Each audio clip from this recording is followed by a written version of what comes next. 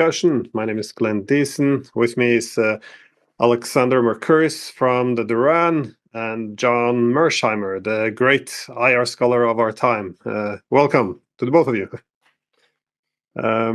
So I thought we could start off by discussing an article written by Professor Mearsheimer recently called Death and Destruction in Gaza, referring then to Israel's actions in Gaza with the support of the US, being a crime against humanity that seemingly has no military purpose.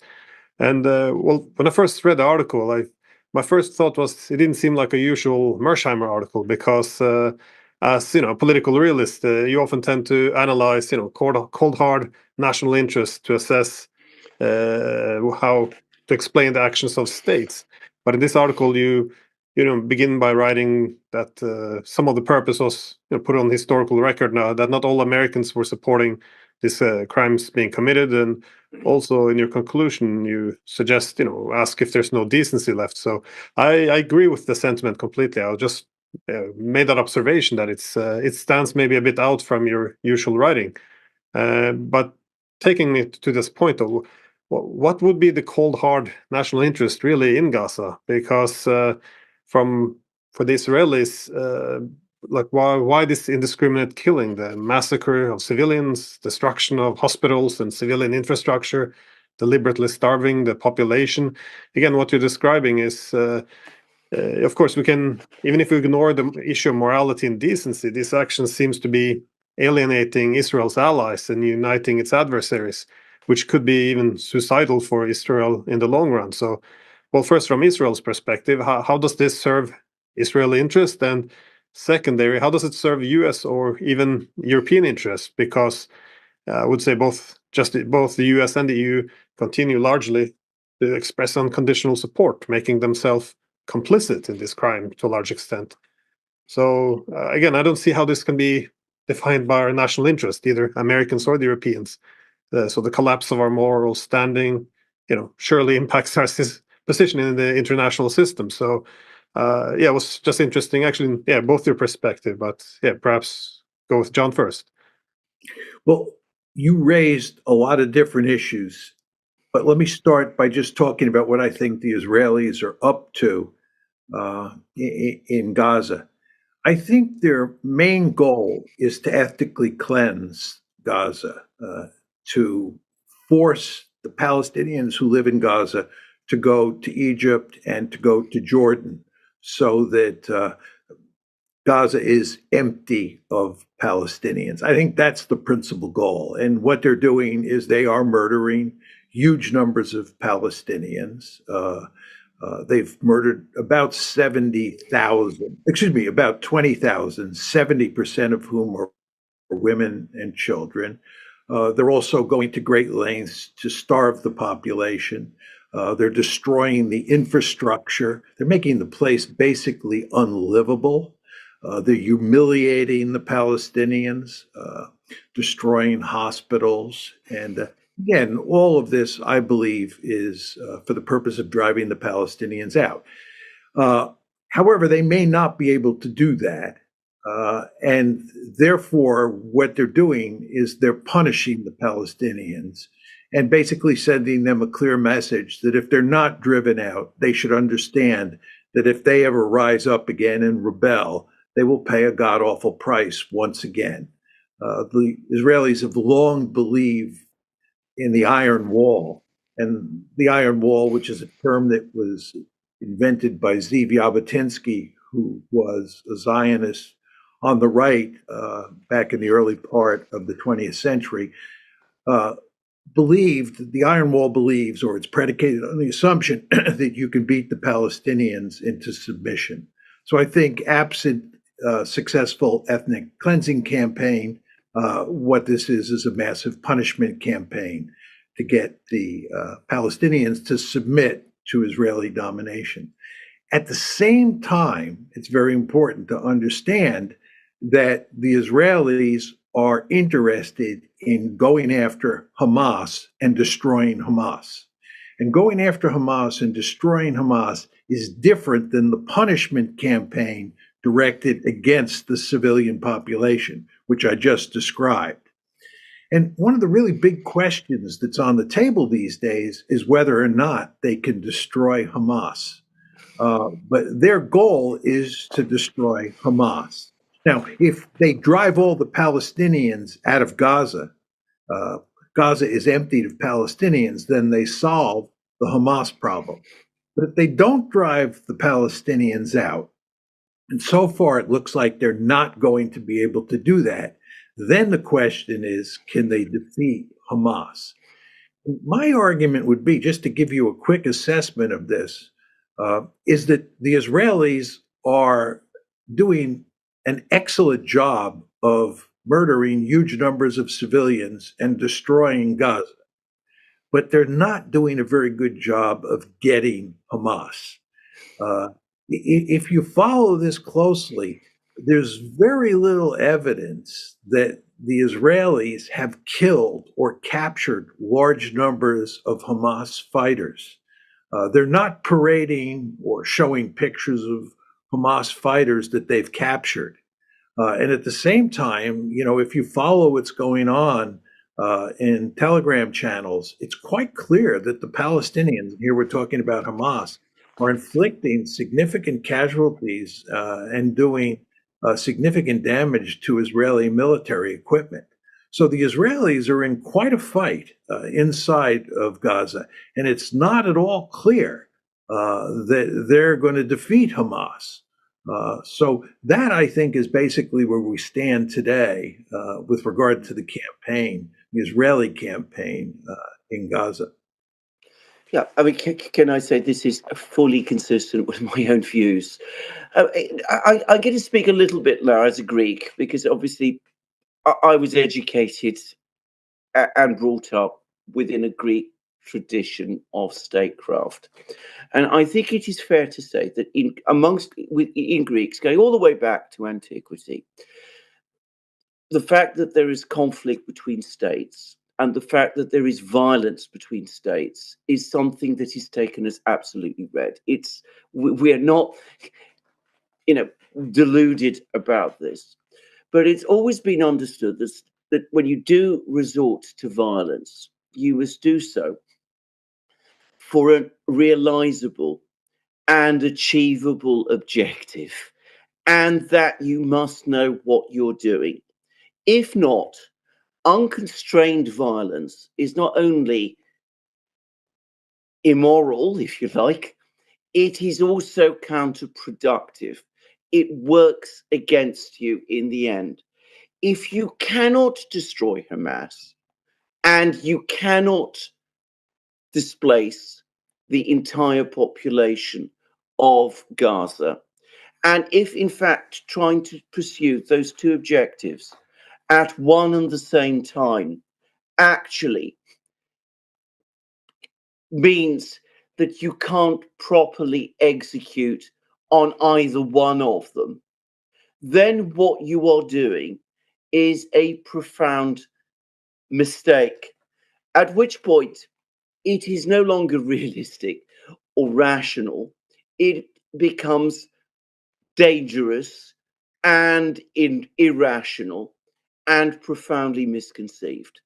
So I think that's the tradition, if you like, that I was brought up with, and it is, I think, what we're seeing in Gaza being played out now is exactly an expression of that extraordinary violence to no rational, at least what I would call rational, achievable end. And of course, that is morally wrong. And of course, when you're doing something that is of that nature and you persist in doing it, then of course questions of morality become even more pronounced. You see children being killed, you see women being killed in that kind of fashion. And that becomes not just wrong, morally speaking, it becomes abhorrent as well. And I think if we're looking at the general situation in the Middle East, in the not just the Middle East, but in the world, in Europe as well, by the way, I suspect to some extent also in the United States, we can also see that this policy that Israel is conducting is losing Israel friends, it is losing Israel international support after a period of time when Israel has been relatively very successful for the last 20, 30 years in gaining international acceptance. It is now forfeiting some of that, and it is turning more and more people to become increasingly critical of it. And to the extent that the US government has associated itself with these policies, what Israel is doing is pulling the United States down as well. So I'm sorry if I, brought into this something of my own tradition, but just to say, my aunt was a political leader in Greece. My father was a diplomat. I've known many people within, diplomatic academies. I speak to people in our part of the world in Greece. So, it is what I was brought up with, brought up to. I think what you're saying, Alexander, is that basically what the Israelis are doing doesn't make sense. It's wrongheaded from both a moral and a strategic point of view. Precisely. Exactly so. And because, and a Greek would say, because it doesn't make any kind of strategic sense and involves unconstrained violence, that makes it ultimately not just doesn't make sense from a moral point of view. It makes it abhorrent. It becomes literally senseless. Well, that's what I wanted to allude to before, because if killing all of these civilians in Gaza would have elevated Israel's security and brought about a political settlement, forced through a political settlement, one could, of course, yes, still morally very problematic, but one could have justified it in terms of national interest. But it seems everyone's national interest will be much worse as a result of this. And yeah, I do want to extend on that, because you mentioned, I think the objective is ethnic cleansing. But if you have this huge Palestinian population in what the Israelis want to be Greater Israel, you can either ethnically cleanse the population, or you can put them under your administration, under apartheid. Is there a third option? Is there any other possibility? Because after this, it doesn't really seem like the Palestinians would accept living under apartheid system, as Netanyahu suggested that they might seize control over Gaza and administer it, a bit like the West Bank, I guess. But is there a third option? And again, if apartheid doesn't work, what else are you left with? I think there are four options here, Glenn. That's not to say that they're all viable. Let's just say theoretically or analytically, there are four options. You have this entity called Greater Israel, and you have roughly an equal number of Palestinians and Israeli Jews living in Greater Israel. You can, excuse me, do one of four things. One, you could turn it into a true democracy, where in effect everybody gets one vote. The Israeli Jews will not go down that road, because you will end up with a Palestinian state, not a Jewish state. So true democracy or real democracy is off the table. The second solution, which the United States has pushed for years, is a two-state solution. And as you know, lots of people are now saying once the shooting stops, we have to move to a two-state solution. But the fact is, the Israelis who are in control have zero interest in a two-state solution. That's not going to happen, in large part because the United States and Israel are joined at the hip. And if Israel doesn't want a two-state solution, they can rely on the United States to make sure it doesn't happen. That leaves two other alternatives, which were the ones that you, Glenn, just laid out. One is apartheid, which is what you have now, or two is ethnic cleansing. And there's no question that the Israelis understand that apartheid is probably not a viable political order over the long term. And this present conflict has put the Palestinian issue on the front burner. And it shows there's no evidence that it's going to go away. So the fact that Israel is an apartheid state and that the Israelis treat the Palestinians with great cruelty is obvious to huge numbers of people in the world. So apartheid over the long term does not look like a sustainable political order. That's why the Israelis are so interested in ethnic cleansing. They would like to do in 2023 or 2024 what they did in 1948 when they cleansed large parts of Palestine, or what they did in 1967 in the West Bank after they captured the West Bank in the Six-Day War. They'd like to ethnically cleanse. And the problem that they face is that it's very difficult to ethnically cleanse. The United States, to its credit, and the United States has not done much to its credit in this conflict, but one thing it has done is said that the Israelis cannot cleanse Gaza, or the West Bank for that matter, because you want to understand the Israelis are not only interested in cleansing Gaza, they would like to cleanse the West Bank as well. And we have told them they can't do that. So it looks at the moment like they can't do that. And the end result is you're going to have an apartheid state for as far as the eye can see. And as Alexander was saying, and I know you agree, Glenn, this is disastrous for the Israelis. And it's disastrous for the United States because we're joined at the hip with the Israelis. Indeed. Can I just say, coming back to your very first points, John, if you actually if you read the statements that some Israeli officials have made, I mean, they clearly point towards an ethnic cleansing intention. I mean, it is, I find it impossible to construe them in any other way. I don't think this is an option that Israel has. I think it's an appalling option, a terrible option for Israel to execute. But I don't think it is one which is achievable. And I think the one thing that this crisis in Gaza has perhaps done is that it has brought us to that point where we have reached an impasse. Israel finds itself now in an impasse where it has to look at its various options. I mean, that makes it sound a more rational process than it can possibly be. But where Israel is looking at possible ways forward, and the one that it desires, which at least some of its officials desire, which is ethnic cleansing, is blocked, and all the other options look bad also. And I think maybe, just possibly, over time, if that fact is internalized, then who knows, maybe there might be some rethinking taking place within Israel itself. But that's a long time in the future. But just to switch gears for a second here and move away from the ethnic cleansing and the punishment campaign against the civilian population and focus instead on the campaign against Hamas.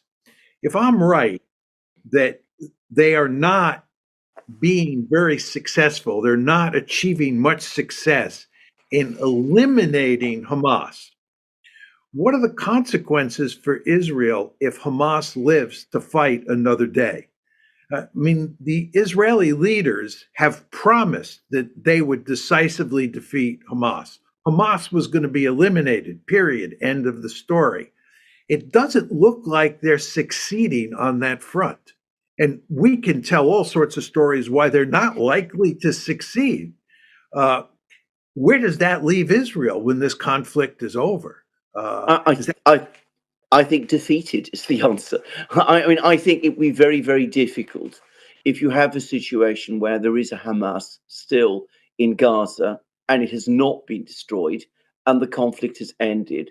I think it would be very difficult to avoid, including within Israel itself, seeing this as anything other than a defeat. In fact, I seem to remember the late Dr. Kissinger made this very point about insurgencies. I think he was talking about Vietnam, actually, in the mid-60s, that what the insurgent has to do in order to win is survive. That's right. And that is what Hamas is doing. Yeah, I think that that's exactly right. And also, I would note for Benjamin Netanyahu's political future, it's essential that Hamas be defeated. But if it's impossible to defeat Hamas decisively, that will have negative consequences for his political future. It also appears this would have a wider implications for Israel's security, though, because it seems Israel's security largely relies on deterrence. Surrounded by increasingly powerful neighbors, the image that it's all powerful and can destroy anyone. If these Hamas fighters disappearing into their little holes or their tunnels, if they can't even be defeated, this a lot of the image and the ability to deter would surely diminish. Or am I putting too much focus or effort on deterrence here? Well, I think you're right, but let me just come at it from a slightly different angle. The Israelis have always accepted the fact that they could not completely eliminate Palestinian resistance. And what they talked about doing was managing the problem. So you want to understand that Hamas was alive and well in Gaza well before October 7th. And indeed, the Netanyahu government worked with Hamas to get Hamas to help the Israelis undermine the two-state process, right? So the Israelis were managing Gaza quite well up until October 7th. And it looked like, even though Hamas was there as a threat, it was not that serious a threat. What happens on October 7th is you have this horrendous attack, and the Israelis are caught with their pants down, and they suffer a humiliating defeat. It's a tactical defeat. It's not a strategic defeat by any means, but they suffer this humiliating defeat. And the question then is, how do you respond if you're the Israelis? And the Israelis decide that what they're going to do is eliminate Hamas, right? We're going to get rid of it. The reason they never tried to get rid of Hamas beforehand was not simply because it was useful for avoiding a two-state solution. They didn't get rid of Hamas because it was almost impossible to get rid of Hamas. And they knew that if they got rid of Hamas, that another group would spring up in its place, okay? So they managed the problem. That management process failed on October 7th. So the question is, what do you do then if you're playing their hand? If I were playing their hand, I would have just said, look, this was a terribly unfortunate incident on October 7th, but we can't defeat Hamas militarily. It makes no sense to invade Gaza. We'll just be jumping into quicksand. And instead, what we ought to do is think about how to do the management process more smartly moving forward. That's what they should have done, because you can't eliminate Hamas. But they didn't do that. They were enraged, and they decided that they would invade Gaza and pursue a punishment campaign against the civilian population to maybe ethnically cleanse Gaza and also go after Hamas. But as we have been saying here, the likelihood of success is incredibly small. And the end result, I think Alexander is right, is that the Israelis will ultimately suffer a defeat. The great problem, and it actually goes back to some of the things we were discussing before, is that I remember, I think all of us at various points said right at the start of this, that it would be a mistake for Israel to march into Gaza, that if they went into Gaza, they would be going into a trap. I was in a discussion program with an American military officer, or retired American military officer, Lieutenant Colonel Daniel Davis. He said exactly that. He made exactly the point that you've been making, John. Destroying Hamas in Gaza is so difficult and could only be achieved at such cost that it is simply not something realistically that you should consider you should try to do. So it's all very well. We could all see that. But was it ever really likely that Israel would act in any way different from the one it has? We've just did recently a program with a former British diplomat, Alistair Crook, who knows this region well.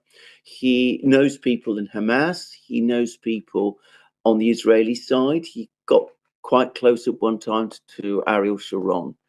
And his view is that there is going to be a war, that we're now in a situation where a war is inevitable, and that the only thing that has to happen is for the process to play itself out. And only then, when the war is over and one side or the other has lost, is it going to be possible for diplomats like he used to be to come in and start picking up the pieces. That there was never any realistic possibility that Israel, with the kind of state it's become, the kind of politics it's had, would have acted of its own accord in any different way. One other dimension to this that's worth mentioning is that if you run an apartheid state like the Israelis do, what you invariably end up doing is dehumanizing the victims. And here we're talking about the Palestinians. They become subhuman, they become Untermenschen. You speak about them in terms of being animals or human animals, and so forth and so on. And if you think of your adversary in those terms, and the Palestinians are the Israelis' adversary, if you think about your adversary in those terms, and your adversary attacks you the way events developed on October 7th, uh, your basic instinct right from the get-go is going to be uh, one that calls for going in and killing all of those animals, destroying those subhumans.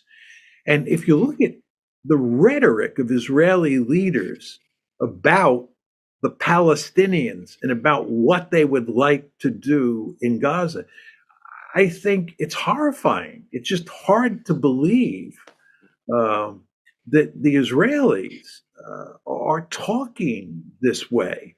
And by the way, it's quite amazing that here in the United States, hardly anyone has castigated them, criticized them for talking that way. In liberal America, this is supposed to be verboten. You're not supposed to talk about your adversary in those terms. I mean, as much as there is acute Russophobia in the United States, and there is incredible Russophobia in the United States and the West more generally, as both of you know, we don't talk about the Russians as human animals or Untermenschen. It is a case of good versus evil. They're the bad guys, we're the good guys. But beyond that, we don't talk about Russians as subhumans. Certainly the elites don't talk that way. But if you listen to the Israeli elites talking, it's shocking the extent to which they characterize the Palestinians in the most horrific terms. I guess this is where the red flags of genocide would come up, because this is always what you would expect before a genocide would be either top down, where the elites are encouraging viewing the adversary as being subhuman or cockroach, usually using this animalistic terms, or sometimes you see it also coming organically from below, when soldiers are sent out to massacre a lot of people. They have often impulse or instinct to deprive them of humanity, as they're going to kill them. But either way, the rhetoric is quite consistent if you look at the history of genocide. So all of this should really put up some red flags and being discussed, because it's you hear these discussions, they're all animals, they're all terrorists, we should just eliminate all of Gaza, where half the population are children or minors. This is it doesn't get much discussion, but I did want to shift a little bit, because obviously, as Alexander pointed out, this you can't really stop this war anymore. It appears, but it also appears to be spreading, because the last time we all met and discussed, we were asking, oh, how could this conflict possibly spread or develop into regional war? And we already now seem to have some indications, because the Israelis and Americans are now suggesting that they need a military campaign against the Hezbollah in Lebanon, as they want a buffer zone pushing Hezbollah further up north, something they're not going to do voluntarily, I assume. But at the same time, the United States, as well as its partners, might attack Yemen as well, Houthi-controlled Yemen, to demonstrate its solidarity with Palestine and protecting the ships in the Red Sea. But again, there doesn't seem to be any interest in dealing with the problem, what the Lebanese and the when Yemen are responding to. Instead, it seems quite determined to go for escalation. And even if they go after Yemen, what's next? Will Iran get pulled in? Will the Chinese, will the Russians allow Iran to fail? This could be a catastrophe. Where are we going with this? If you would look in your crystal ball, or as Alexander, you want to jump in on this one?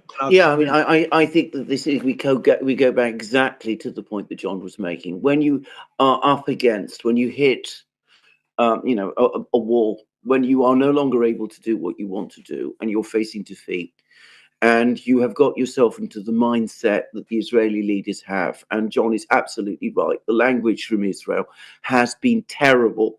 And I have never done international war crimes law. I've never practiced it. I've known people who do. And I can say that some of this rhetoric could certainly, conceivably, be used if we ever were to get into war crimes trials and that kind of thing, which, it must also be said, is so unlikely, unfortunately, perhaps, as to be almost inconceivable. But when you have that kind of mindset and you're up against this kind of situation, then it's not surprising that they're looking for other things that they can do to compensate for their failure in Gaza, because that's what it looks to me. So you talk about Hezbollah, you demand withdrawals by Hezbollah from the north, because you're not achieving what you want in Gaza. That will, of course, compound your problems even more. But that, I think, is what people do. I mean, I've seen it happen in legal terms. When I was doing litigation work, that people, when they find themselves losing, they start actually making more mistakes and becoming more reckless. And I think this is what we're seeing. And of course, we also have this problem now in the Red Sea, and that is a very strange and complex problem as well. And again, the only solution seems to be to deploy more and more warships there, and to try this talk now of missile strikes apparently on the Houthis in Yemen. In other words, war against the Houthis, a decade of war against the Houthis, but the Saudis didn't achieve very much. But apparently we're going to go down that same route. But it seems to me that it is ultimately Gaza, the situation that is there, which is the core. If Israel had been able to go into Gaza and achieve its objectives, say destroying Hamas in the first few weeks, then we would not be talking in the way that we are now about Hezbollah and about Yemen, or so it seems to me. Yeah, I think there's no question that given what's going on in Gaza, the forces in southern Lebanon, here we're talking about Hezbollah, have upped the ante against the Israelis. So you have real trouble on Israel's northern border with Hezbollah. And the Houthis in Yemen have made it clear that the reason that they're attacking shipping in the Red Sea is what is going on in Gaza. They're doing this in support of the Palestinians. So you have these two potential arenas for escalation. One, Hezbollah versus Israel, and two, the Houthis versus the West, because the Houthis are making it almost impossible to send shipping through the Red Sea. And that matters greatly because the Red Sea runs into the Suez Canal. And it's in effect the Red Sea and the Suez Canal that connect shipping traffic coming out of Asia with the Mediterranean, which means Europe. So, excuse me. So even if you think about the Persian Gulf, a lot of the oil that comes out of the Persian Gulf comes out of the Persian Gulf and then goes through the Red Sea and through the Suez Canal into Europe. So cutting off the Red Sea is a huge problem for the West. And that's why the West, and here we're talking mainly about the United States, is assembling a naval task force in the region and talking about attacking the Houthis and eliminating that threat to shipping in the Red Sea. Well, what happens if we do attack the Houthis, who, by the way, are heavily supported by the Iranians? The Iranians may come in, and the Iranians are on one side of the Persian Gulf. Yemen is on one side of the Red Sea. So you see the potential for escalation in this terribly important area for economic intercourse is really great. And then, of course, go back to Hezbollah. Hezbollah has about 150,000 rockets and missiles aimed at Israel. If that one began to escalate in a serious way, who knows where it would end up? The Israelis have promised that they would destroy Beirut, that they would do to Lebanon what they're doing in Gaza. Would you put that beyond the Israelis? No, I think there's a good chance that if a war starts between Hezbollah and Israel, the damage to Lebanon will be enormous. And by the way, the damage to Israel will be enormous from those 150,000 rockets and missiles. So this one can spin out of control in all sorts of ways. I'm not saying that's going to happen, but it can happen. And this is why the United States is actually working overtime to prevent that from happening. This is not in our interest.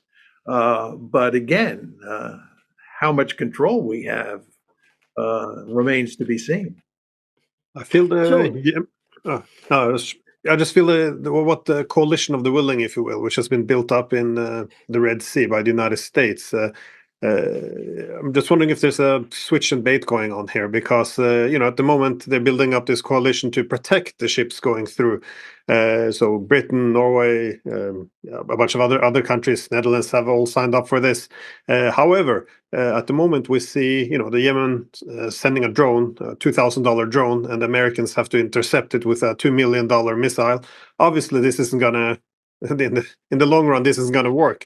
So it appears that the decision has been made to strike Yemen if this doesn't stop, because this is certainly doesn't seem to be sustainable, in which that whole coalition would not merely protect ships anymore, but then join in on the attack against, well, to be honest, a people which has been ravaged since 2015 at last. So this is.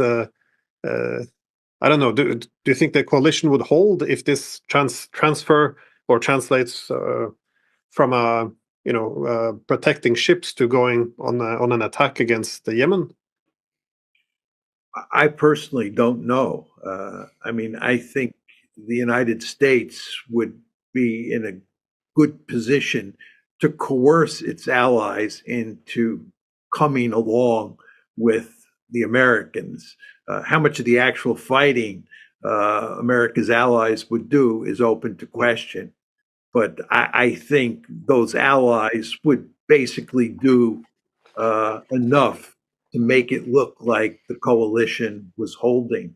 I mean, the real problem here, Glenn, is that all sorts of shipping companies just are refusing to send ships through the Red Sea.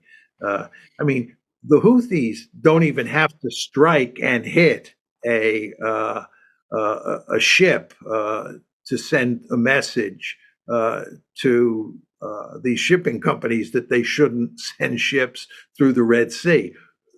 The mere presence of a threat that those ships will be sunk is pretty much enough to keep those shipping companies from sending ships through the Red Sea. Very much like the Black Sea, Alexander. First of all, I should say that there are already British warships in the region, and I believe they're there from other Western states, and I'm sure we'll be there whatever the Americans have to do, I'm sure we will support them. But what I wanted to ask, and let's go back to John, because it's a point I know that you've made in the past, which is that this unequivocal support for Israel, this sense of the United States and Israel being joined at the hip, can produce outcomes which are not at all in the interests of the United States. And we've just talked about the fact, you just talked about the fact that the United States does not want to see an expanded war in the Middle East. It does not want to see the Red Sea closed. It does not want to see the Persian Gulf closed. It wants oil to move, and it wants peaceful conditions, or at least stable conditions. Let's not talk about peaceful conditions, stable conditions in the Middle East. And yet, the reason why the situation in the Middle East now is becoming so unstable, the reason why there are these problems in the Red Sea and in the Persian Gulf potentially, is because there is this conflict in Gaza, and there are problems on Israel's northern border. Surely the logical thing to do, if you were the United States, is to tell the Israelis to stop.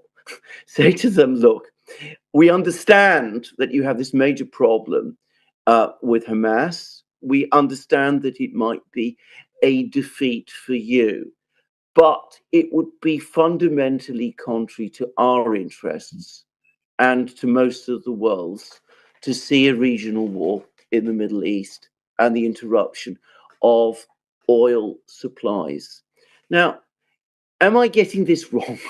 And if I'm not, if there is some American interest in expanding the war, which I can't see, well, I can understand that. But if I'm getting it right, why is this never talked about in that way in the United States? And why is the United States unable itself to sort out its own problems and explain these things so clearly and straightforwardly to the Israelis? This is a difficult question, perhaps, but nonetheless, I mean, am I not making a point here? No, look, there's no question that Israel is not a strategic asset to the United States. And indeed, if you look at what's going on in the Middle East today, it's clear that Israel is a strategic liability for the United States.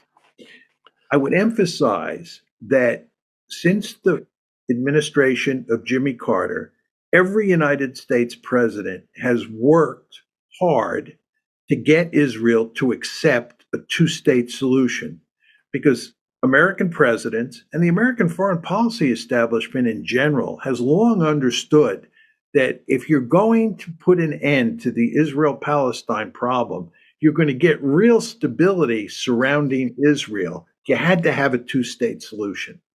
But we have been unable to get a two-state solution. Instead, we've ended up with an apartheid Israel.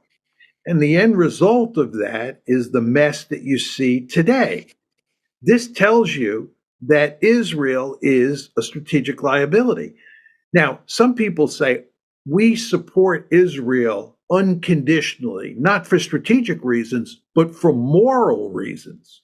Well, if you look at what's going on in Gaza today, it is impossible to make the argument that we should support Israel for moral reasons. In fact, we shouldn't support Israel if you're going to, bring in the moral dimension.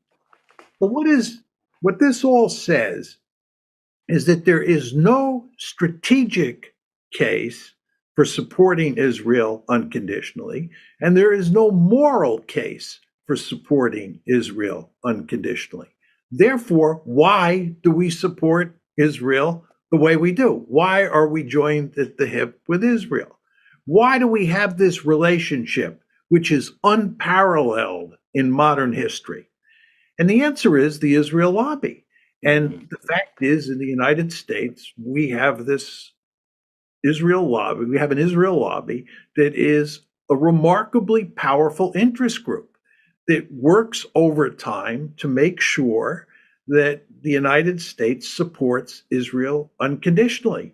And anyone who comes along and criticizes Israel or criticizes the lobby or criticizes the relationship between the United States and Israel, points out that it doesn't make strategic or moral sense, is going to be attacked. And there is a good chance that that person's career will be ended. And the end result of all this is hardly anybody is willing to stand up and say the emperor has no clothes.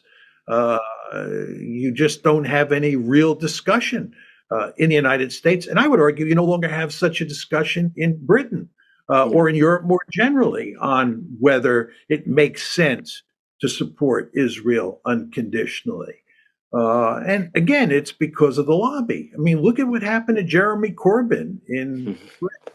I don't believe for one second that Jeremy Corbyn was an anti-Semite, but the British version of the Israel lobby went after him hammer and tongue and did a successful job of portraying him as an anti-Semite and making the argument that Labour, the Labour Party, had been infected with anti-Semitism. And I believe the lobby's great concern was that Jeremy Corbyn was critical of Israel, that Labour was critical of Israel. And if Labour came to power and Corbyn was the prime minister, he would go after Israel on human rights grounds. And the best way to avoid that is to go after Corbyn and make sure he doesn't become prime minister, which is exactly what happened. So you have this situation where Israel gets unconditional support from the United States, and increasingly so from Europe as well. And you have a situation like the one that we have today. Now, my final point on this is that I believe, and Steve Walton and I argued this when we wrote our article and then book on the Israel lobby, that this unconditional support is not only bad for the United States, it's bad for Israel as well.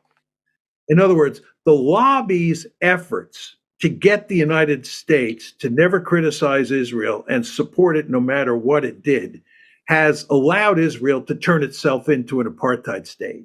And it has allowed Israel to avoid adopting a two-state solution. If we meaning the United States, had been able to put enormous pressure on Israel and get it to accept the two-state solution, I believe we wouldn't be in the mess that we're in today. The Israelis would not be in the mess they're in today. But that was impossible to do, and here we are. What you're describing now, what you're describing now is the U.S. almost as an irrational actor now, because from the realist perspective, a rational actor should respond to the systematic pressures according to the logic of the international balance of power in order to maximize its security. But what you're suggesting is the decision maker being influenced by the lobby isn't actually acting the way it would have in order to elevate the security. And I'm just thinking it seems to be maybe a common trend, because of course you have a very powerful Israeli lobby, but I also feel the rhetoric itself is limiting the ability of states to act according to their own national interest. As, for example, we see the same with Ukraine, or first with Israel. If you criticize Israel, as you mentioned, you end up like Corbyn. Perhaps you're an anti-Semite, and you can't wash that off your reputation afterwards. But we saw the same in Ukraine as well, because at least me and Alexander, we often discuss that why do we keep sending all these men to die? There's no way you can win this war. But again, we had the same rhetoric around this, that if you call for diplomacy, negotiations, then you're treasonous. You're a Russian propagandist. If you're pro-Ukrainian, means you suppress the opposition in Ukraine and you send all their men and now women to the front to die, and that this was the only acceptable pro-Ukrainian position. So is this what's preventing states from acting in their national interests? Because I think this is a commonality in both with Israel and Ukraine, that I don't see how this is benefiting us or not client states, but let's call them our partners, if you will. Well, I just want to be very clear here that I agree with you completely that our policy, America's policy towards Israel, is inconsistent with realist logic. As you know, I'm sort of a well-known realist, and I believe the world, by and large, works according to realist principles. My argument is that states usually act in their national interest. The Israel case, the Israel lobby story, contradicts my basic theory of international politics. That's effectively what you're saying. And I want to be clear that that's true. And by the way, my co-author, Steve Walt, who teaches at Harvard, he's also a realist. He has a different realist theory than I do, but he's a realist. And our article in our book contradicts his theory as well as my theory. Well, it doesn't have to contradict, because if you have the international distribution of power, it's not realism is not a foreign policy theory. So you're just saying this is the incentives to maximize security, but it doesn't mean that foreign policy will reflect this. So, for example, in neoclassical realism, you would have the decision maker as an intervening variable, which could be, influenced by irrational issues such as lobbies or the fear of being called an anti-Semite, or this. But anyways, that may be too much. I'm tempted to say I agree with you because that would rescue me, and then I could say my theory is correct. But I actually have a theory that includes a theory of foreign policy, to use your rhetoric. And what is going on with the lobby does contradict my basic theory. I'm sad to say, but it is what it is.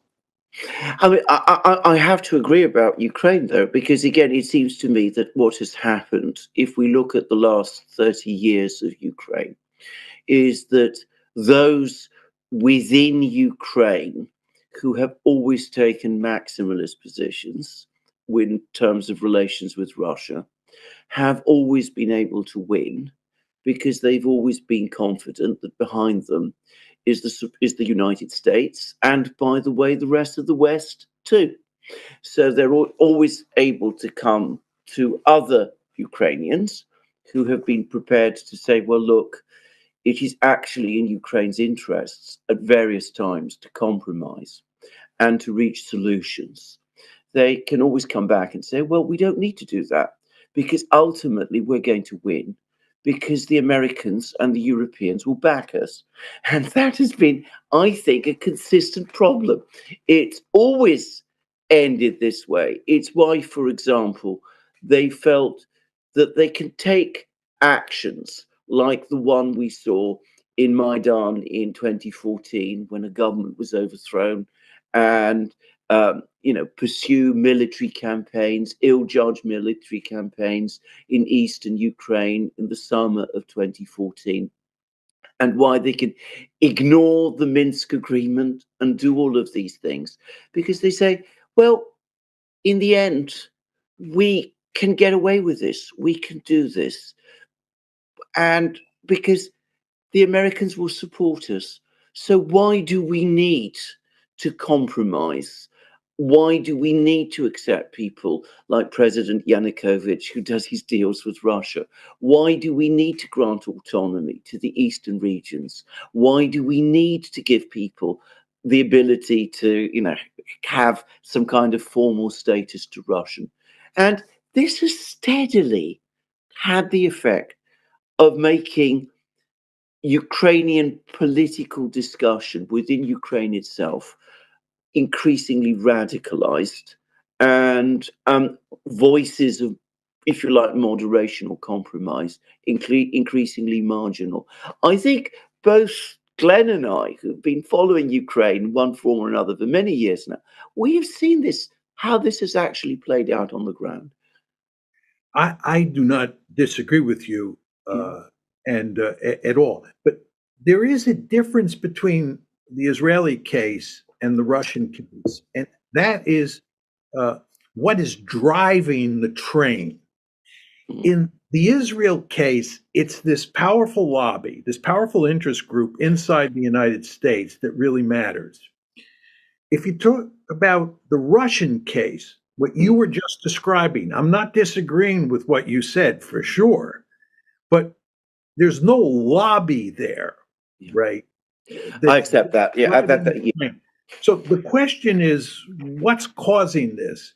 And I would make the argument that it's, first of all, just acute Russophobia, right? And then second, it was this widespread belief that we had triumphed in the Cold War And we were free to move NATO, to move the EU eastward, regardless of what the Russians thought, that we could promote color revolutions, regardless of what the Russians thought. There was this sense of omnipotence, this sense that, we were the indispensable nation. We had this huge amount of military power, and we could shape the world the way we saw fit. And when you marry that to the Russophobia, right, you get a pattern of behavior that you were just describing, Alexander, that allows the Ukrainians to not negotiate with the Russians and to think they can get away with X, Y, and Z. And of course, in both cases, it's blown up in our face, both in Russia and in Gaza. But you do want to remember that I think in the case of Israel, the American foreign policy elite had the right instincts, which is that you had to get a two-state solution. They just couldn't do it because of Gaza. With regard to Russia and Ukraine, the American foreign policy establishment and the Western foreign policy establishment, certainly to include the British, didn't understand anything in terms of what the consequences were going to be of pursuing this policy toward Ukraine. I accept that. I accept that point completely. Yeah, I think the wider geostrategic plan, I guess, that would be rational to some extent, because if you're the United States in the 90s, you want to create a world based on one center of power hegemony, then of course expanding NATO is how you create collective hegemony in the pan-European space. And as Brzezinski and others always point out, Ukraine is a key piece, because once you have Ukraine part of the collective West, then Russia is completely expelled from Europe. And this would be the logic. So I can accept, I see the rationality behind this if you want to have a security system based on hegemony. That being said, there seems to be the implementation of this. There seems to be some irrationality, because on one hand, the impulse to do this is always because the Russians are can be all powerful and evil. On the other hand, we're always saying, oh no, they're also very backwards, and they will fold immediately. They can't stand up to us, which you just alluded to. So this assumption of or even hubris, it also would diminish some rationality, because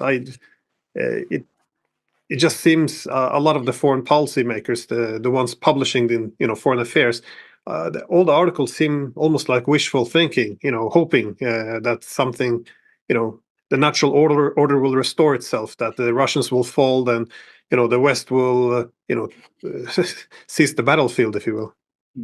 It's amazing what's going on in the West these days. I think everybody recognizes that the balance of power has shifted significantly toward the Russians. The Russians are on the march. And if you think about what the war is going to look like over the next year, it looks like the Ukrainians might not even be able to hang on and continue fighting. The Russians could knock them out completely. I'm not saying that's going to happen, but the Russians are on the march, and all of the key indicators of future military success favor the Russians. So what is the West doing? It's filled with articles. The Western press is filled with articles talking about different ways that we can rescue the situation and ultimately achieve victory over the Russians. It's delusional. And the ideas that they lay out, Alexander dissects these arguments every day on his show. The arguments that people lay out are just not serious. They more or less assume the Russians are Dummkopfs and that they're going to be able to bamboozle the Russians into accepting some scheme for ending the war that will eventually allow Ukraine to win. What are these people thinking? It's just hard to know. They blew it, and they can't really acknowledge that simple fact. There's been some very, very interesting comments made both by Putin and Lavrov, by the way, about this over the last 24 hours. And Lavrov's were in some way the more interesting, because he basically said exactly what we've been saying for weeks, that we're not going to agree to just freeze the war and South Korean and solutions, because the way the West is talking about this, it's clear that this is simply another device to buy time. So they're not going to go down that road. But I was wondering whether, because I don't know how closely either of you follow the statements that Russian leaders have been making recently. Do you sense that there's now a risk that the Russians themselves are starting to become dizzy with success? Because I am starting to wonder about this.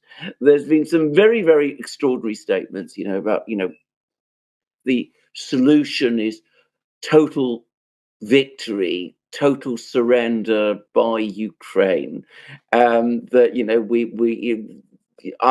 either Ukraine accepts wholesale everything that we demand of them, and I've been hearing some extraordinary things about what some people in Russia might be demanding of Ukraine.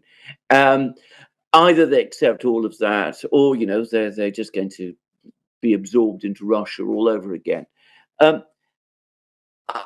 have to say, I'm thinking whether the Russians themselves aren't becoming a little intoxicated with their recent successes, and aren't perhaps at risk of taking on more in Ukraine than they can actually realistically absorb now. I mean, it has been an independent country for 30 years.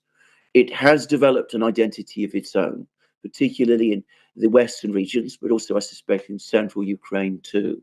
And the Russians perhaps do need to start being a little bit more realistic also about what they might be able to achieve there. I don't know whether, Glenn, you have any thoughts about this, but John, maybe?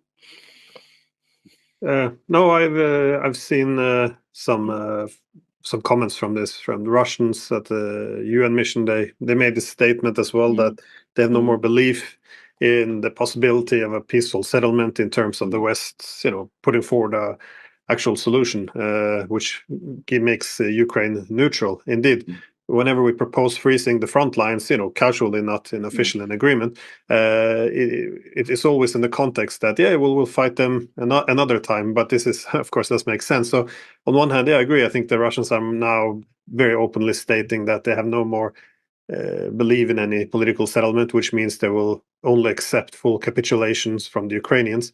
And I also saw recently now Putin speaking about the historical lands of Russia, and Odessa being a Russian city, and how all these territories were just given in 1922. It was unjust. Perhaps the Poles should take back Lvov. This kind of thing. So it seems rhetorically preparing that. I'm not sure if it's a warning shot or if it's just preparing his own population that this might be. We're going to take back this land. In other words, everything from Kharkov to Odessa, we transferred it to the Ukrainians under Soviet or under Soviet Union, under their administration. However, they have not been reasonable caretakers. They have abused this and oppressed the Russians. So now we'll take it back. This was effectively what I took from his speech.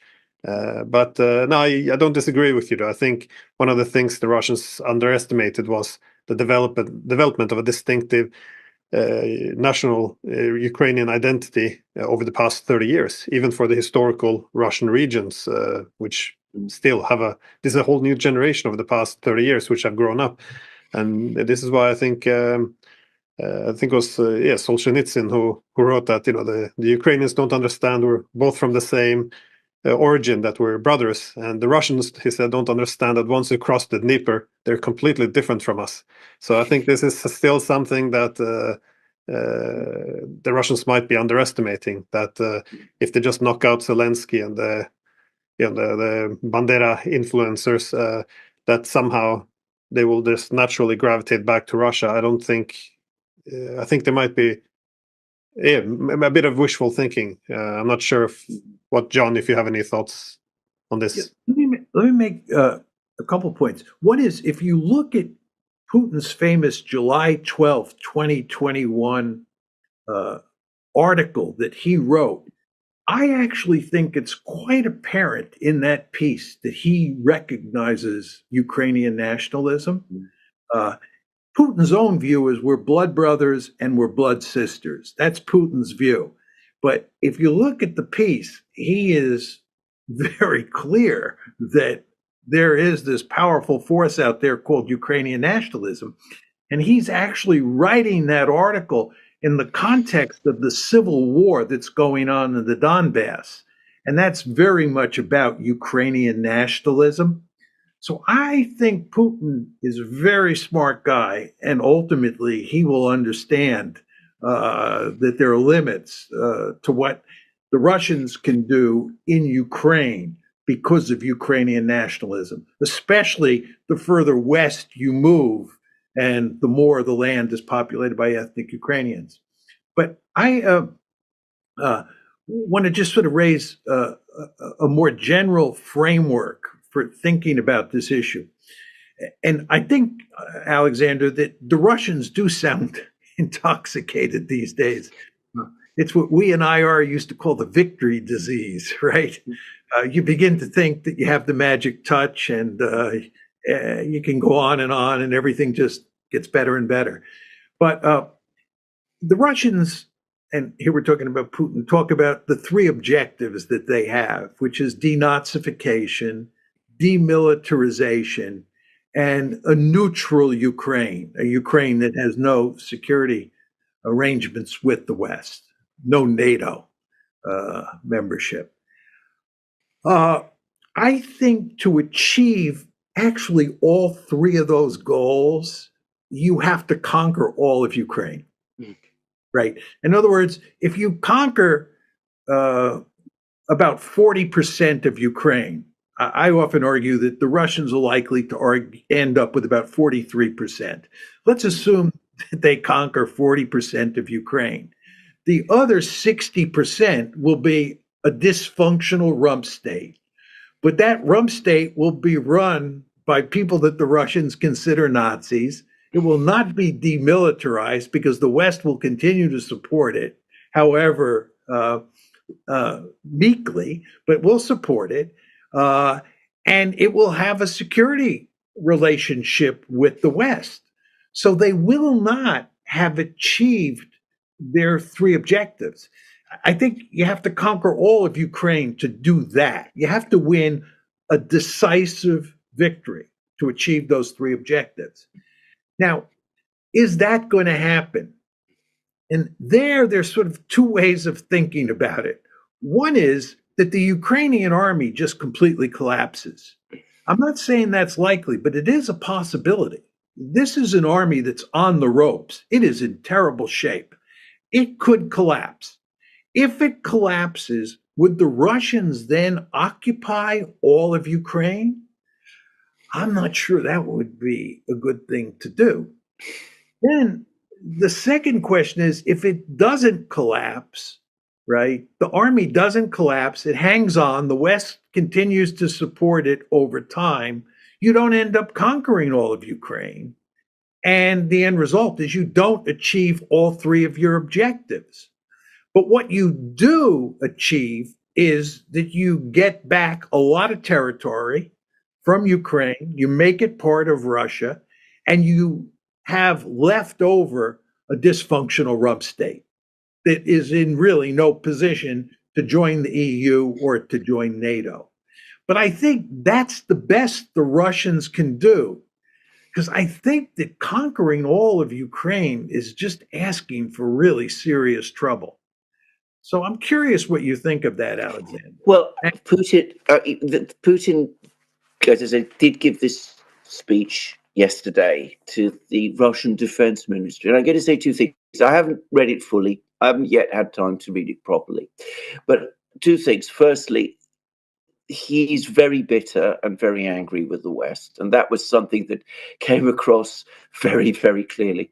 But I did notice that in terms of what he was saying about Ukraine, he certainly seemed to stop well short of some of the things that some of these other Russian officials have been saying. I mean, he did not talk about total victory, total surrender, those kind of things.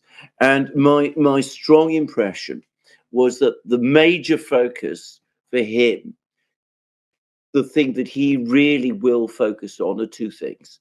One, that we will hold on to what is ours, and he defines that as the Russian territories, the territories that he thinks were improperly given to Ukraine by the Soviet Union. So he wants to hold on to that, and he wants Ukraine to remain out of NATO. I think that if he gets those two things, Putin, will be satisfied. He'll be prepared to walk away. He won't trust the West again. He won't be happy to deal with us in the way that he used to do. He's very self-critical. You can see this. He's very angry with himself, as he puts it, for having been led along the garden path for so long. So he's not going to, whilst he's still there, we're not going to see any sort of rapprochement between the West and Russia. But in terms of Ukraine itself, I think he's a lot more level-headed than some of the other people around him are. That was my quick takeaway from the speech that he made yesterday. I will probably, if I could just say, I will be discussing it more likely tomorrow than in my program today. I think Glenn, what are your thoughts on what Alexander said? I mean, and what I said. no, I agree, but I also think there's another option, because often it's either this strategic territory, remains in Ukraine, which will be very anti-Russian and also courted by the West, or it's annexed by Russia. But of course, the problem for Russia is the further west it goes, the less welcome it will be.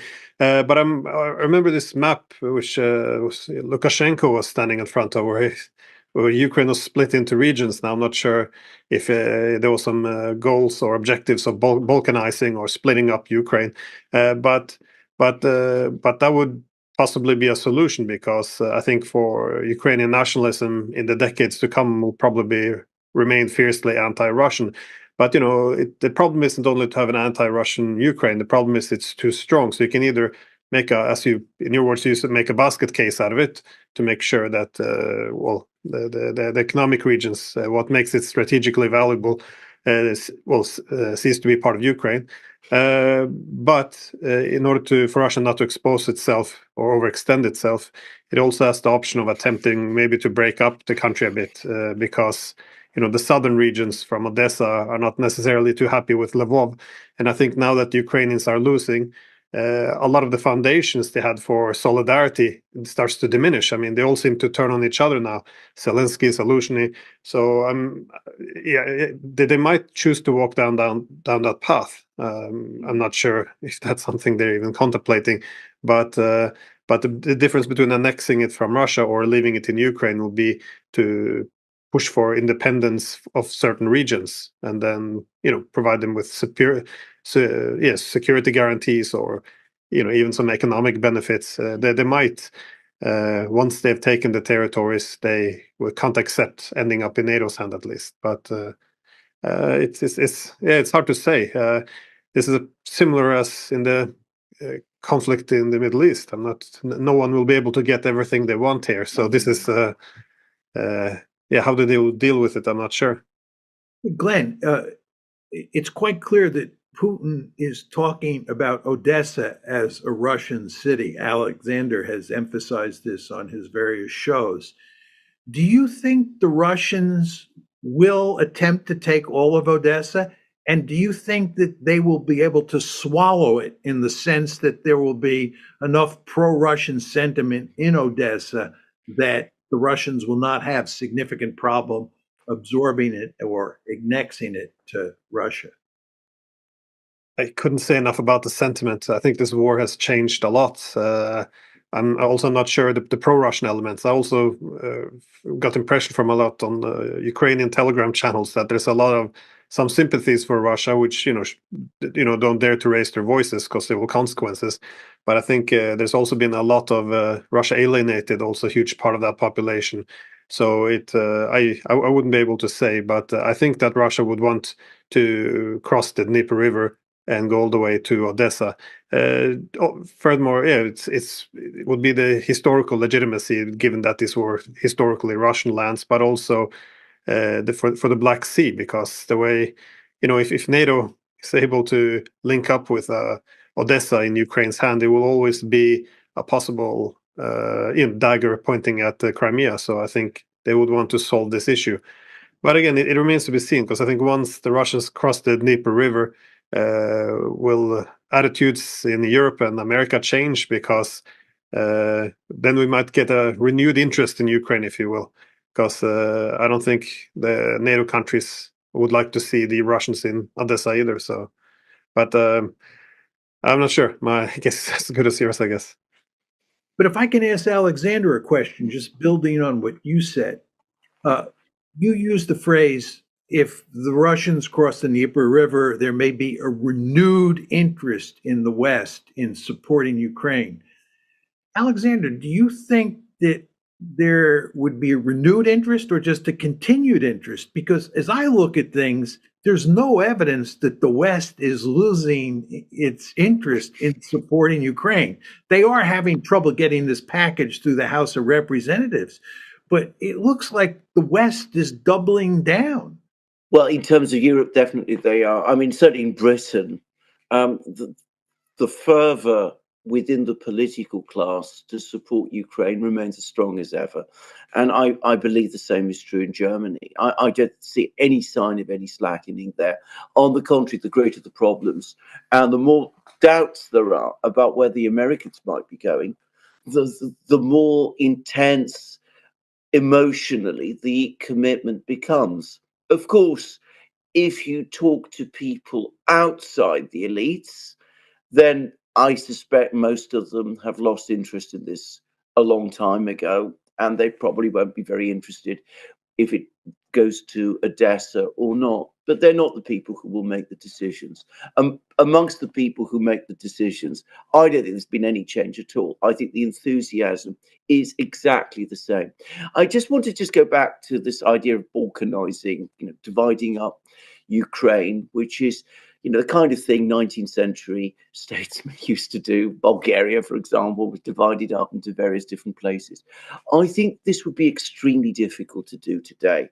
I think that for the Russians to balkanize and parcel up Ukraine and to say, this region, can be this, Zhytomyr can be run this way and Lvov another way. And I think in order for the Russians to do that, they would actually have to be physically present there. I think that if they were not physically present in these places,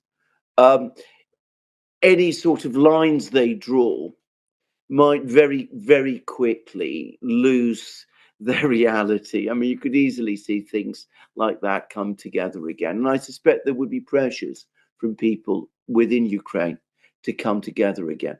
So I mean, I'm sure there are people in Moscow who draw these, little lines across the map of Ukraine. I don't think that they're realistic. And I don't think Putin himself and Lavrov and people like that actually think that they are realistic. My own personal view, for what it's worth, is that I think that the Russians would be very ill-judged to try and advance into central Ukraine and western Ukraine and try to manage this place themselves. I think it would create enormous problems for them. It would be a huge drain also on their economy. It would create endless tensions with Europe, which at some point, presumably, the Russians would want to see end. And I think that Odessa has an almost magical pull for them. And I suspect that there is quite a lot of Russian sentiment still in Odessa. And they might be able to sort of get away with that and bring the Black Sea coast in. But I think if they start meddling in places like, Zhytomyr and Vinnytsia and those sort of places, I think that it would be most ill-advised for them to go there. And just coming back to what I said, I think Putin himself probably deep down understands this. And I suspect that eventually, at some point, he will tell all these people like Volodin and the others, look, we've swallowed as much as we can. Let's not um, try and swallow more, because we'll get a very, very bad case of indigestion if we do. Alexander, this is why I think Putin was so reluctant to invade Ukraine to begin with. I mean, here in the West, everybody thinks that he was just itching to invade Ukraine. He wanted to conquer it, annex it, and so forth and so on. I believe nothing can be further from the truth. I think Putin fully understood that going into Ukraine would be entering into a hornet's nest. And he did it because he felt ultimately he had no choice. And I would note that one thing I've learned over the years, going back to when I first entered the American military during the Vietnam War, is that nationalism is a remarkably powerful force. And when one country tries to do social engineering in another country, you invade another country and you try to do social engineering, you are invariably going to get yourself into really deep trouble. Think the Americans in Vietnam, think the Soviets in Afghanistan, think the Americans in Afghanistan, think the Americans in Iraq. It almost always ends up badly because the local population doesn't want an outsider coming in and telling them how to run their politics. And you invariably get resistance. Again, this goes back to our discussion of the Israelis in Gaza. As I said before, they would have been better off just trying to continue to manage the problem rather than go into Gaza and do major league social engineering. And finally, I would point out, as I have said on a number of occasions in recent months, that the Soviets or the Russians have significant experience occupying territory in Eastern Europe. And it was not a pleasant experience. The last thing they want to do is be back in Poland, back in the Baltic states, back in Romania. This is just not the way to do business. So I think Putin will go to great lengths not to overstep and not to get too deeply involved in areas in Ukraine where there are lots of ethnic Ukrainians. And the idea that he would pursue a scheme that was designed to cut up what's left of Ukraine strikes me as a far-fetched idea. Not that any of us. Yeah, to clarify, I meant if they can reach Odessa, but local sentiment doesn't permit for swallowing it, then having some temporary occupation. I don't know if we'll turn in that direction, but obviously, I don't think anyone in Moscow in the right mind would ever want to march further west because well, as I think you used the word swallowing a hedgehog as a as a way of describing it. Swallowing a porcupine. Porcupine, sorry, that's the one. Well, before we start wrapping things up, I also wanted to ask both of you about much like in the Middle East, how can this spread from here on? Because there seems to be.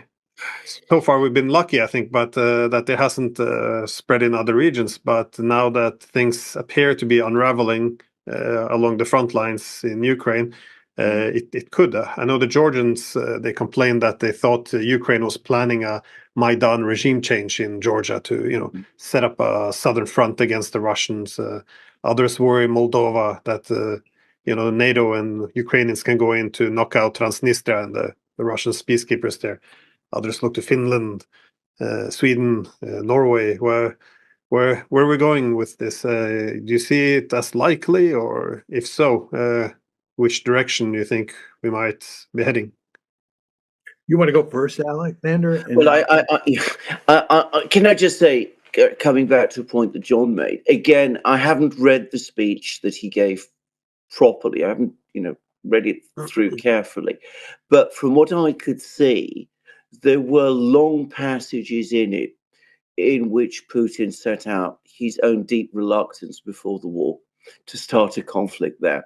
And he obviously gives his own account of this and his own perspective of this and his own reasons, but he makes it very clear. The one thing that did seem to me very clear was that everything that happened which eventually led up to the war was on his side, and of course he would say on Russia's side, a forced response to things that the other side, the West in particular, and the Ukrainians to a great extent, were doing. That it was not something at all that he had set out to do right from the outset. So I think that is actually there in the speech. Now, of course, it's Putin. Putin says that. Some people will say, well, because Putin says it, it's not necessarily true. Maybe he was planning to reconstitute the empire all along. But anyway, that is what he said. And can I just say, John, I completely agree with you. I don't think Putin had any such plans. I think he went, as he says, to immense lengths to avoid the situation we are in today. It was not the optimal situation for him. It still isn't. And I think that my sense of where this conflict is going, in terms of what Putin himself wants to do, and he might be still very naive about this, is that, yes, he wants to absorb the eastern regions, the Russian regions of Ukraine. I think in his own mind, Odessa is one. He might change his views about that, but I think for the moment, he's clear that Odessa, the Black Sea coast, these places which he believes are Russian and which are pro-Russian, they will join Russia. But for the rest, I think he accepts that there's not going to be a good relationship with the Europeans for the indefinite future. I think he also accepts that there will be a Ukraine and it will be a dysfunctional state, but it will be one that Russians will have to deal with. What he wants to see, what he would like to see, is some kind of minimal understanding with the Americans. I think that is still his preferred wish, not perhaps the kind of understanding that he looked for back in the early 2000s, but one which will allow Putin to say, well, our Western borders are secure. We don't have to worry about those things any longer. So we can, from this point on, focus on our compelling internal problems. I think that is what Putin would want to see. Whether the Americans would be interested in going there is an entirely different question. And of course, if there's going to have to be a long-term confrontation between the Americans and the Russians over this, I think Putin is prepared for that. But personally, the sense I am getting, in fact, he's even said this, he's actually said some time ago, with the Europeans, I don't see any way forward. With the Americans, we may still be able to come to some kind of understanding. Let me just make a point on that and then go to the escalation issue. To reinforce what you're saying, you want to remember that after the war started, there were negotiations in Istanbul, and those negotiations show clearly that Putin wanted to end the war. He did not want a long war. He did not want to conquer Ukraine, right? Furthermore, he is very slow to mobilize Russia for the war. I was actually shocked over the course of the summer of 2022 that he wasn't mobilizing troops, mobilizing the economy, mobilizing the population for a protracted war once the negotiations in Istanbul failed. It wasn't until September, late September, that he mobilized 300,000 troops. He didn't annex any territory until the fall of 2022. So Putin was, not some bloodthirsty aggressor who was looking to conquer huge chunks of Ukraine from the outset. he sort of has slid into this war, this protracted war, where he or Russia is going to end up annexing quite a bit of territory. But he didn't start out that way.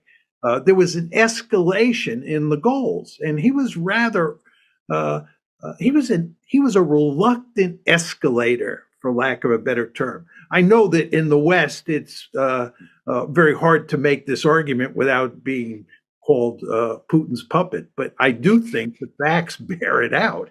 Now, just let me say a word about escalation in response to what Glenn said. I think there's really significant potential for escalation revolving around the Ukraine war. And I want to make it clear that I believe that even when the war, the shooting comes to an end and you have some frozen conflict or armistice or whatever, the potential for escalation will still be there. Now, when I say there's much potential for escalation, what am I talking about? I talk about 5 flashpoints. One is the Black Sea, 2 is Moldova, 3 is Belarus. What happens when Lukashenko goes? The Americans will try to foster a color revolution in Belarus. Oh my goodness, Belarus is strategically as important as Ukraine is to the Russians. So Belarus is 3. 4 is the Baltic. Now that Finland and Sweden are in NATO, if you look at the Baltic, it's surrounded, save for the Russians, by all NATO states. And then finally, there's the Arctic. There are 8 countries that are physically located in the Arctic. 7 of them are now NATO members. The lone exception, of course, is the Russians. And with the ice melting, there's all sorts of potential for disputes up there. So again, if you think about it, the Black Sea, Moldova, Belarus, the Baltic, and the Arctic. And we're talking about a conflict that's not going to go away. The shooting may end, but the West, as we were all saying before, is committed to causing trouble for Russia for as far as the eye can see. And the Russians, therefore, will have an incentive to cause trouble in Europe, to cause trouble in Ukraine, and to cause trouble with regard to transatlantic relations for as far as the eye can see. So I think the potential for escalation surrounding the Ukraine conflict, much like the potential for escalation surrounding the Gaza war, is significant and worrisome in the extreme. I agree, and I mean you can already see that there's also problems in the Balkans as well, which is again a region I know, but there's unrest now apparently in Bulgaria, and of course there's a political crisis in Serbia, and the Balkans also has potential flashpoint, but all of the ones that you said, John, you're absolutely correct. Any final thoughts before we finish this? Well, just to say again, an opportunity for a rapprochement, a successful peace, lost, and the reason again is I would say because policies were made in Europe that were not judged to the realities, the actual European realities.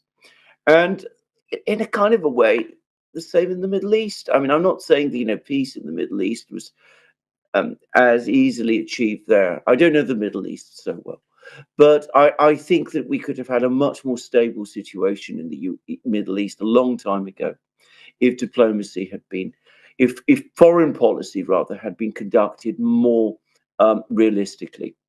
And if we're looking at, long-term confrontations with the Russians in Europe, a long-term commitment by the United States to preserving an unstable and impossible situation in Israel, with Israel, even as pressures for the United States to focus on the Asia Pacific seem compelling.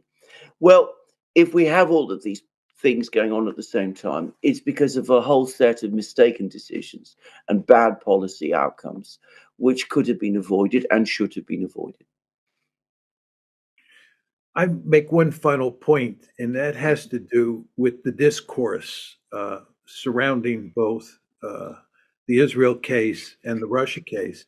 As I pointed out before, because of the lobby's influence in the United States, it's almost impossible to have a meaningful discourse about Israel and even about the Gaza war, certainly in the mainstream media.